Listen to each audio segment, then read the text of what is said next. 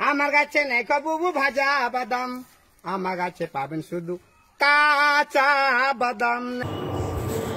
কাঁচা বাদাম গান গেয়ে একসময় ব্যাপক জনপ্রিয়তা পেয়েছিলেন ভুবন বাদ্যকার। বীরভূমের কুড়ালজুড়ি গ্রামের বাসিন্দা ভুবনকে বিশ্বজোড়া খ্যাতি এনে দিয়েছিল এই গান। রাতারাতি হয়ে উঠেছিলেন ইন্টারনেট সেন্সেশন। গান থেকে লাখ লাখ টাকা আয় করেছিলেন তিনি, পেতেন বিভিন্ন অনুষ্ঠানের ডাক। সেই সময় ভুবনের সঙ্গে সাক্ষাৎ করতেন বিভিন্ন ক্ষেত্রের বিখ্যাত মানুষরা। সেই ভুবন বাদ্যকার এখন মহা সমস্যায়। এক সময় কপিরাইটের টাকা না পাওয়ার অভিযোগ তো তুলেই ছিলেন ভুবন।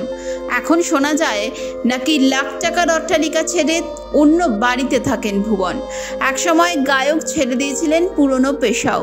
যে ভুবন একসময় গাড়ি কিনেছিলেন, প্রাসাদের মতো বাড়ি তৈরি করেছিলেন, হাতে আইফোন নিয়ে ঘুরতেন, সেই ভুবনের জীবনেও অন্ধকার নেমে আসে আচমকাই।